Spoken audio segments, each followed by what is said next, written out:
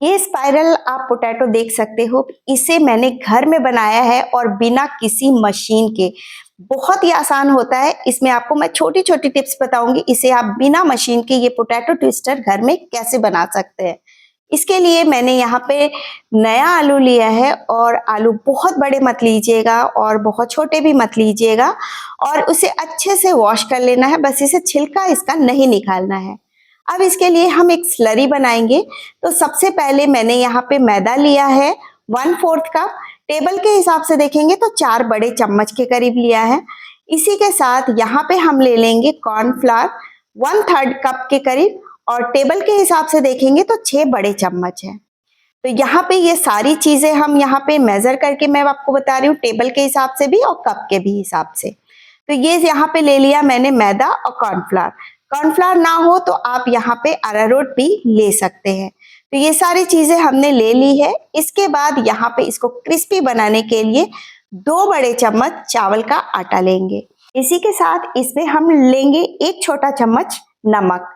इसके बाद इसमें हम कुछ मसाले ऐड करेंगे। तो सबसे पहले मैं यहाँ पे 1 छोटा चम्मच कश्मीरी लाल मिर्च ले रही हूँ।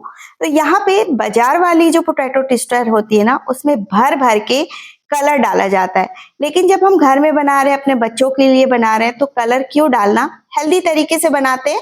आप कश्मीरी मिर्च डाल दीजिए, उससे कलर बहुत अच्छी आ जाएगी। तो 1 छोटा चम्मच कश्मीरी लाल मिर्च डाला था मैंने और इसी के साथ मैंने 1 से 2 छोटे चम्मच टोमेटो केचप लिया था मैंने। तो टोमेटो केचप भी मैंने घर में ही बनाए थे, वही वाला लिया है मैंने। और इसी के साथ आधा छोटा चम्मच मैंने मेयोनीज लिए थे। अब यहाँ पे आपको क्या करना है, थोड़ा थोड़ा पानी डाल के इसकी एक स्लरी आपको बना के तैयार कर लेनी है। अब स्लरी कैसी होनी चाहिए, स्लरी आपको ऐसी होनी चाहिए जैसे हम पकौड़े वगैरह के लिए एक घोल बनाते हैं ना बेसन का, बिल्कुल वैसा ही होना चाहिए। इतनी भी पतली नहीं होनी चाहिए कि आप पोटैटो पे मतलब आलूओं पे लगाओ तो वो स्लिप होके पूरी निकल जाए और कोई टेस्ट ना आए, और इतनी गाढ़ी भी नहीं हो कि सिर्फ आपको ऐसा लगे कि सिर्फ इसमें आटा आटा ही कर रहे हैं। तो अभी घोल देख सकते हैं काफी गाढ़ी है, तो मैं इसमें थोड़ा पानी और डालूंगी और इसको अच्छे से मिक्स कर लेंगे। तो यहाँ पे पानी का कंसिस्टेंसी तो सच मतलब मैं आपको मेजरमेंट नहीं बता पाऊंगी, लेकिन हाँ इसका जो घोल की जो कंसिस्टेंसी है वो मैं आपको दिखा देती हूँ कि कैसा होना चाहिए। तो बस यहाँ पे थोड़ा थोड़ा पानी डालिएगा और इसकी कंसिस्टेंसी बिल्कुल ऐसी रखिएगा, फ्लोइंग होनी चाहिए, एक हल्की सी कोटिंग आ रही चम्मच में, बिल्कुल ऐसे ही। कलर अगर आपको हल्की लगे तो थोड़ी सी और कश्मीरी मिर्च डाल सकते हो, या अगर आपको फूड कलर चाहिए तो रेड फूड कलर डाल सकते हो।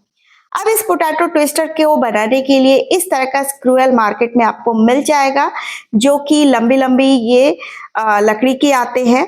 तो अब आपको क्या करना है, इसका जो पॉइंटेड पार्ट होता है उसको आपको थोड़ा सा घुमाते हुए आलू के ऊपर इस तरह से घुमाते हुए इसको अंदर से डालना है। तो घुमाते हुए डालें या सिंपली वैसे ही डालें, आराम से डल जाएगा, कोई दिक्कत नहीं होगी। अब मेन पार्ट आता है, इसको स्पाइरल बनाना कैसे है। तो ध्यान से देखेंगे, चाकू आपको पकड़ना है और इस तरह से आप घुमाते जाओ और इसके मतलब सब एक जैसा होना चाहिए, मतलब यहाँ पे काटते जाइए घुमाते जाइए, आपको जैसे वीडियो में दिख रहा है ना स्क्रीन पे, बिल्कुल इसी तरह से आपको करते जाना है, घुमाते जाना, और सब सेम साइज में कोशिश यही करनी है कि सब सेम साइज में सारे जो ट्विस्टर है वो कटे।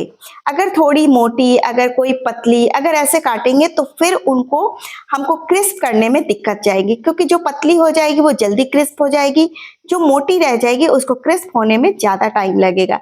इसलिए कोशिश करना है बहुत मतलब सेम साइज का करने का, तो बहुत ही आसानी से ये हो जाएगा। एक आध अगर मान लो इस तरह से कट भी जाए तो कोई दिक्कत नहीं है, सिर्फ आपको ध्यान देना है चाकू को एकदम जो आपने स्टिक घुसाई है वो स्टिक में टच होते हुए आपको इसे काटते जाना है। देख सकते कितना सुंदर कटा है, किसी को भी बिलीव नहीं होगा इसे मैंने चाकू से काटा है। और बस हल्के हाथ से इस तरह से आप फैला लीजिए, देख सकते एकदम एक बराबर कटा है, थोड़ा बहुत 19-20 चलेगा पर बहुत ज्यादा मोटा पतला नहीं होना चाहिए। इस तरह से फैला लीजिए। अब यहाँ पे आप देख सकते हैं ये हमारा कट गया है, स्पाइरल हमारी बनकर तैयार हो गई है।